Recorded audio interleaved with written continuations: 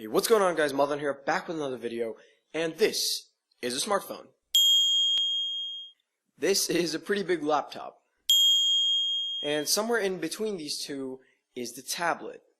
Now, when the iPad first launched way back in 2010, the tablet industry was sort of like uncharted territory.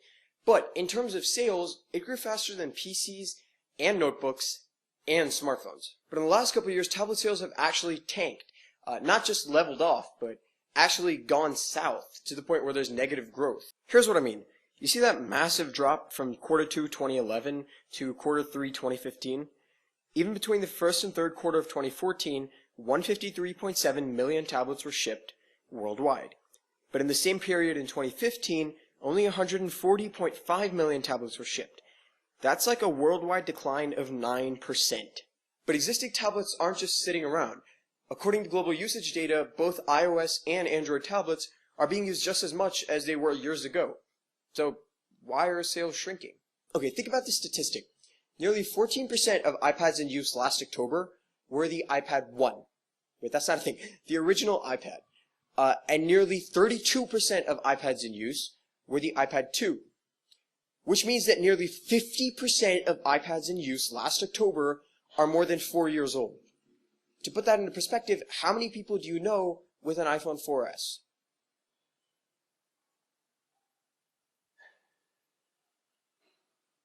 So this tells you that consumers aren't really upgrading their tablets nearly as much.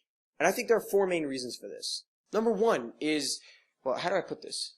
Okay, you remember when the iPad first came out and everyone wanted an iPad? Because having a tablet was extremely cool, and the content was so much more immersive than on a smartphone. But now, everyone who wanted a tablet has a tablet, and there's not too much of a difference from one generation to the next to really compel you to buy a new tablet. Which leads me to number 2. Innovation has stalled. Pretty much the only great innovation that's happened with tablets was when Steve Jobs took an iPhone and said, let's make this bigger.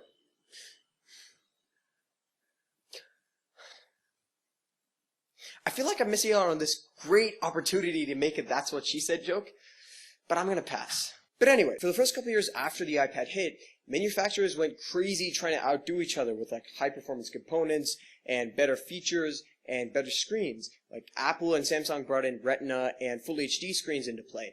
But now it kind of feels like they've hit a point where they're struggling to move on. You could argue by saying styluses have come out, but honestly, man, how is this stylus going to be of any use to you right now unless you're an artist, a designer, or a 2-year-old?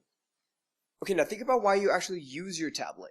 Chances are, if you're a mainstream tablet owner, you use your device for things like social networking, video streaming, web browsing, and occasionally gaming.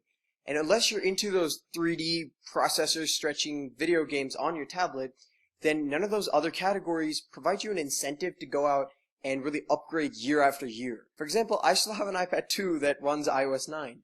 And while there's a 99% chance that Apple's going to drop compatibility for iOS 10, unless iOS 10 can solve world hunger or something, I don't see the need to go out and buy a new iPad just to get iOS 10, because my iPad 2 is already doing everything fine. You get what I mean? Now, between smartphones and tablets, smartphones are obviously the more personal device, right? You have your smartphone with you wherever you go. Chances are you're watching this video on your smartphone, which means 3 things. Number 1, you have my pretty face on your phone. 2, your smartphone faces a lot more wear and tear than a tablet. And 3, you notice glitches and hangs on your smartphone more than you would on your tablet. Tablets, on the other hand, are more of like a group device. So for one family of 4 people, there are probably about 1 to a maximum of 2 tablets in the entire family, which means one tablet serves between 2 and 4 people. If one tablet can serve 2 to 4 people, why should I buy an extra tablet? So the 4th and final reason is that tablets are facing pressure from phablets. Phablet. Who even calls it a phablet anymore? Right, so a phablet is just a smartphone between 5.5 and 6.9 inches. And let's say you already have a Nexus 6, which has a screen size of 6 inches. Where's your incentive to go and drop another $400 to $700 on another device that's 7 inches long instead? I mean, it's just another inch of screen real estate, and you have to carry around a separate device. Why go through all that when your 6-inch phone does the job well enough?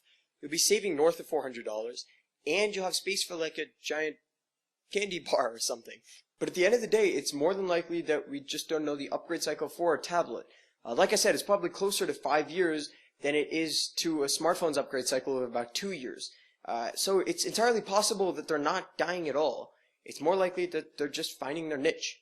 Either way, this is the end of the video. So if you learned something or if you enjoyed the video, make sure to give it a thumbs up down below. I can't do it with this hand. Thumbs up down below. Subscribe so you can be one of the first to see my new videos when they come out. I have new videos, I promise. I'll upload them soon. Thank you for watching, and I'll talk to you guys in the next one. Ciao.